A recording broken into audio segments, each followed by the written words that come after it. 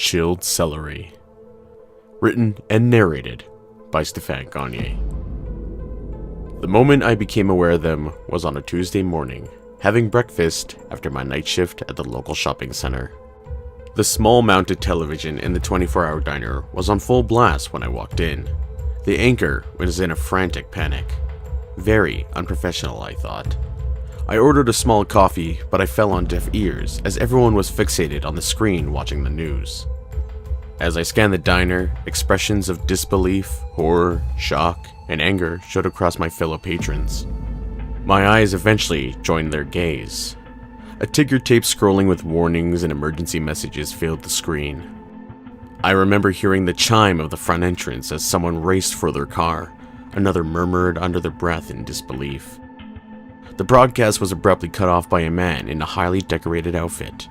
"A government official?" the waitress asked. Thousands. Vicious. Hide. Run. Dead. Massacre. Countless. Those were the only words I could pick out when the screaming started. Glass shattered, and I remember hearing one of the waitress's bodies impacting the wall before she landed in the booth next to me, twisted into some uncanny shape. Before I knew it, I was running, racing against something that to me had no form yet. I ran past burning cars. Crying children covered what I could only assume was blood, only to be silenced moments later by some invisible calamity. Glass protruded from my arms and legs, and I felt the warmth of my blood, but my mind just couldn't comprehend what just happened. I heard gunfire and the boom of rockets impacting the earth.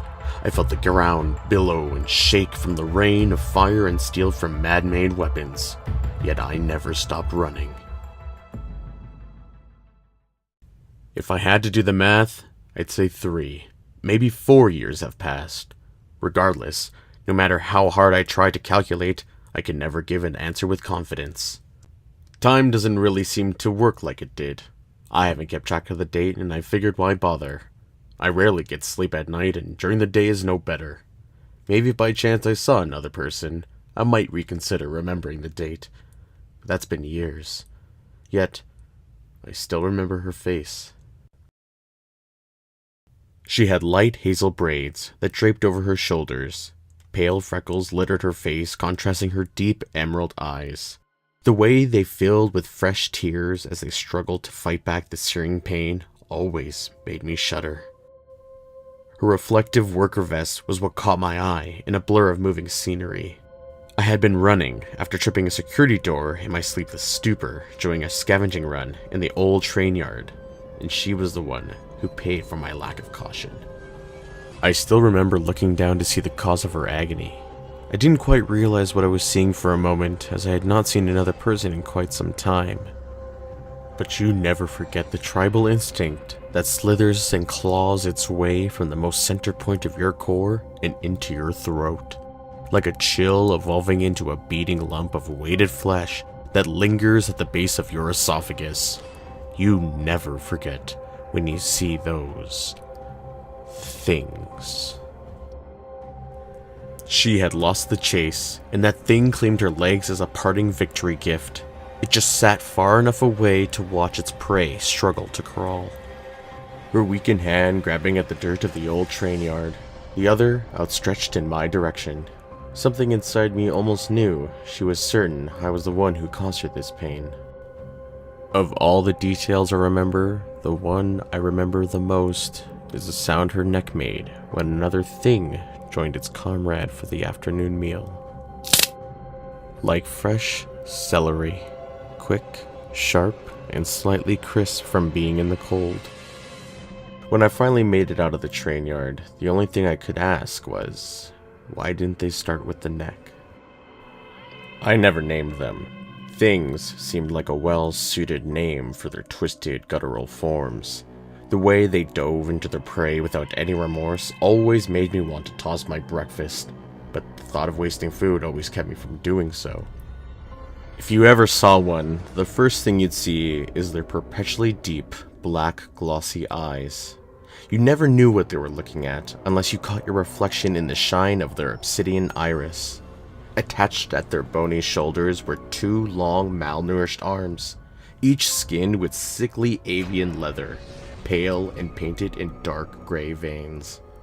Fingers with too many joints and palms caked in blood made up their hands, each adorned with talons built for tearing and ripping meat from the bone. From the back, they appeared to be men, starving, naked, pale men. But there's no mistaking them once you get past their waist. Long, double-jointed legs made for chasing down escaping prey were strung together with long tendons and muscles that made the pair of limbs look like that of a racehorse.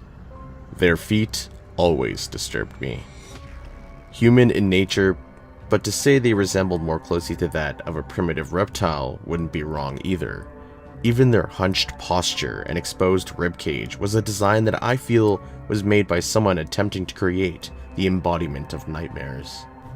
The only thing you wouldn't see is their mouth, unless it caught you, and then you'd be wishing your time on this earth will soon be over. One lad way back said he saw his friend devoured in a second after its mouth slid open like a snake unhinging its jaw. Rows upon rows upon rows of long, needle-pointed teeth greeted their meal, puncturing every inch of soft tissue, grabbing hold like Velcro buckles. To pull away was a mistake. Your best option was to forfeit your limbs, as the things were always eager to get down those few first chunks of warm flesh. Some people in the beginning even managed to escape after losing an arm or a foot. But that was when there were more of us to go around. These things are everywhere. They roam in groups and hunt anything that moves. The fact I've made it this long is all thanks to luck and pure bullshit. But I know the real reason is because I never stuck my neck out for anyone or had the balls to confront one. I've never even killed one, nor have I ever seen a dead one. Not even sure if they can die, and sadly not willing to get close enough to find if that theory holds. My only plan is to keep moving, keep running from the things until I've run so far they'll never catch me. At least, that was my plan. But God laughs at man's best laid plans. I was getting close to the mountains, just had to cut through a small town to restock on supplies and get an idea how far it would be to the next point of civilization. The place had been untouched for a while now. Maybe another human had passed through here not long before I did. Either way, I didn't have the skills to tell. I chose a small gas station as my first attempt in hopes of finding some food, but all I could find was a lighter, a roll of toilet paper, and a pack of baseball chewing gum 3 years past its expiration date that someone had kicked under the shelving. My next stop was a local farmer's market that looked to be slightly burned from an unattended barbecue. Judging by the bones and scattered ligaments, the chef had other concerns that required his immediate attention. I began to sift through the debris after finding some small wild tomatoes when I heard the sound of hollow metal echo from hitting concrete. My body froze like a volt of electricity had just shot up through my knees and up my back. I pivoted my head slowly to face the sound, being careful to only turn with the most delicate of care. My worn, tired eyes focused on the street behind me, my vision shifting from building to building. Anything white turned my blood cold, and a pair of black bowling balls painted on the small-town bowling alley almost sent me running. Every sound was cause for alarm, which made doing absolutely anything a burden in itself. The only real sound you needed to fear was the sound of their breath. Things have lungs, much like we do, but their lungs sound like they'd been smoking for the greater portion of their existence. The sound of gasping breaths brought a new fear into my life. To hear a pack of them struggle to breathe in between the stomach-turning orchestra of wet organs being torn and divided amongst them is dreadful torture. You can understand how I felt when I heard the desperate attempt to intake air no more than 15 feet away from me. My body remained still while my arms and legs stiffened in place, locking myself in a moment of frozen time. My breath remained slow and collected, while my heart raced and pounded as the thing's silhouette came into view. Its body looked like a knot of elderly tissue stretched across a frame of jagged bones. Its black cesspool eyes scanned the street behind me, Its long, jointed fingers twitched and cracked with every movement as its clawed toes scratched at the farmer's market untamed soil. It struggled to pull air into its chest as I saw the exposed ribs flex and descend with each inhale. The sound alone made my skin break out in a cold sweat as its deep, tar-like eye scanned above me and around the farmer's market like a vigilant sentry with inhumane efficiency. Crouched behind a broken table, my shoulders were just barely out of sight, my heart still pounding at the memory of that girl. The sound of fresh celery was all I could hear or think about.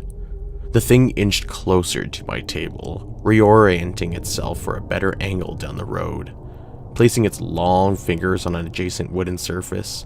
Its long curled talons tapped and scratched lightly against the worn varnish.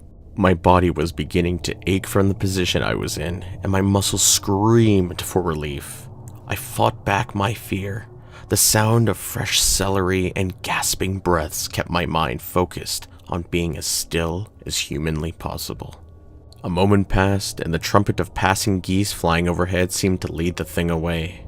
I remained there for the better half of an hour, or at least I think it was an hour, until I finally mustered the courage to stand and make my way out of that town. I put in a solid night of walking before my body finally collapsed. I found shelter in a broken pickup truck just off the road.